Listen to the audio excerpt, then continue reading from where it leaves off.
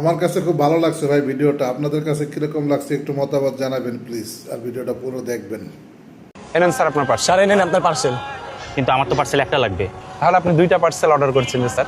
আর বলো না, অর্ডার তো আমি একটাই করেছিলাম, কিন্তু আমার ছেলে ভুল করে আরেকটা অর্ডার করে দিয়েছে। এখন আমি কি করবো বলো? আচ্ছা যাই হোক, তোমরা যেহেতু দুজনে চলে এসছো, পার্সেল তো আমার একটাই লাগবে। তোমরা দুজন এখন আলোচনা করে দেখো যে আমি কার পার্সেলটা নিব, আর যার পার্সেলটা নিব আমি তাকে 100 টাকা বকশিসও দেবো। তাহলে আপনি এর পার্সেলটাই নেন স্যার। আমি ওর পার্সেল নিব কেন? হিসাবে তো তোমার পার্সেলটা নেওয়ার কথা, কারণ তুমি আগে আসছো। আর তোমার পার্সেলটা নিলে তুমি তো 100 টাকা বকশিসও পাবা। তুমি সেটা না নিয়ে তুমি ওর কথা বলছো। আসলে স্যার আমার কাছে বাইক আছে, তো এর জন্য আমি আগে পৌঁছে গেছি। যদি ওর কাছে সাইকেল না হয়ে বাইক থাকতো তাহলে ও আমার থেকে আগে পৌঁছে যেত।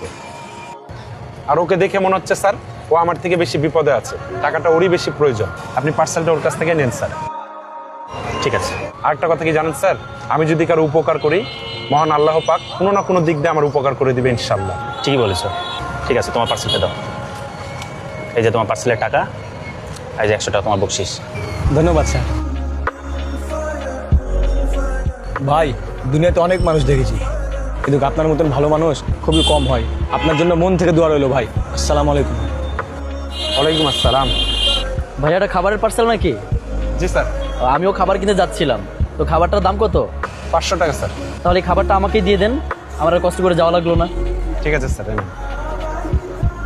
এই যে নেন খাবারের দাম 500 টাকা। আর আমার তো খাবারটা নিয়ে আসতে যাতায়াত ভাড়া লাগতো, ওটা বাবদ 100 টাকা নেন। ঠিক আছে স্যার।